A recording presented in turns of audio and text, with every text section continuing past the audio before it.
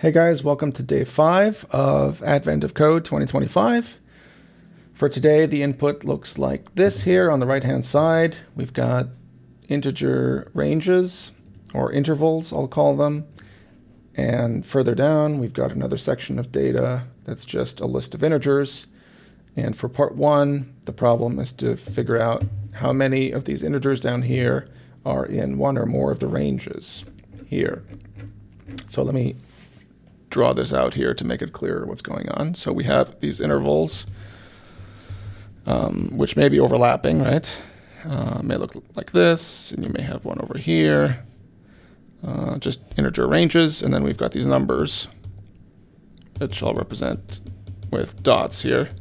And the question is, how many fall in one or more intervals, right? So this point here would be in 3 different intervals. This one here would be in none, and this one would be in 1.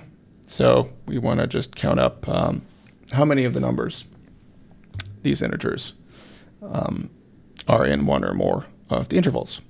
So there's a brute force approach here, which is to check for every number, whether it's in an interval, right? In the worst case, you might have to check all the intervals to see if it's in any of them.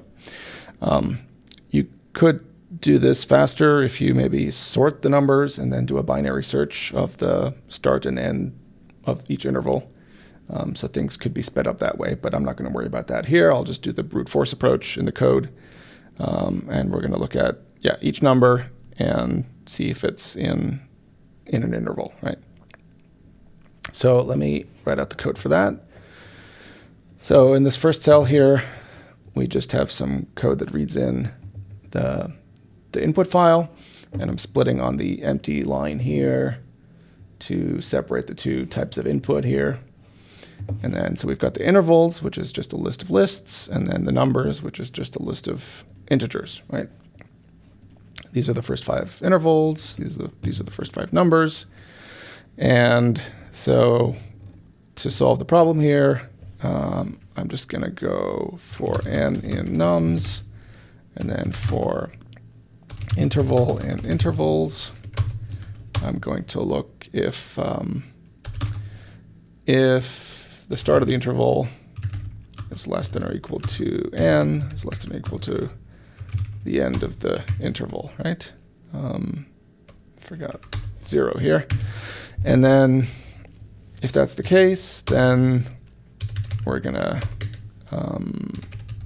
increment our counter here. So num contained is 0 initially, and then num contained plus equal to 1. And then we're going to break because we found one interval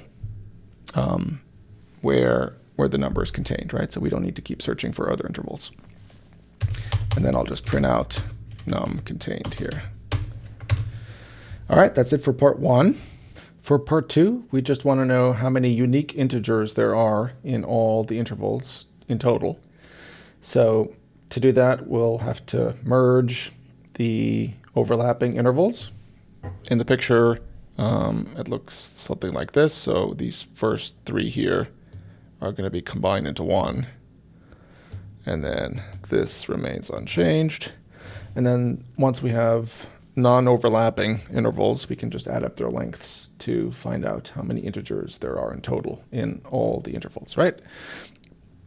So to do this in code, I'm going to first sort all the intervals by their start. So I'll just do that with intervals dot sort, and that sorts them in place. So now we're just going to loop over them all and merge them one by one if they need to be merged. So for I in range 1 length of intervals, so we're going to start with the second one, which is at index 1, and merge it with the previous one if there's an overlap.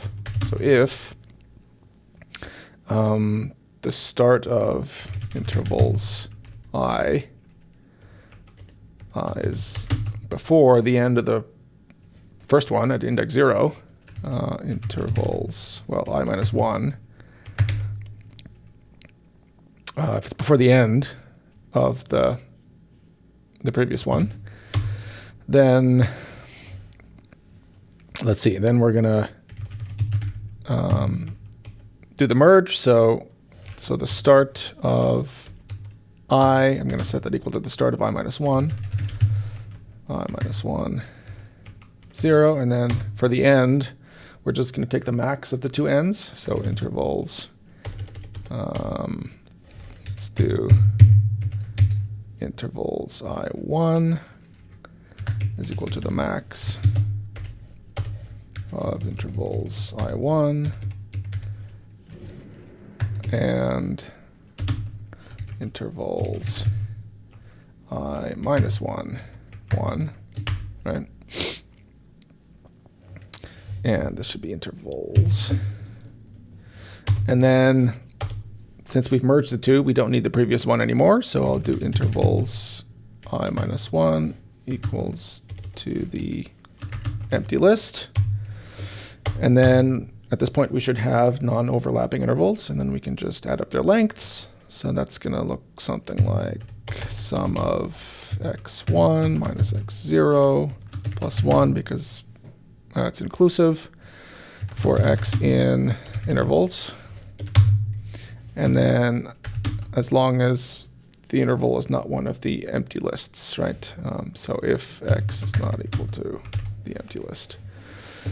And gonna run that, and I think that's the right answer for my part 2.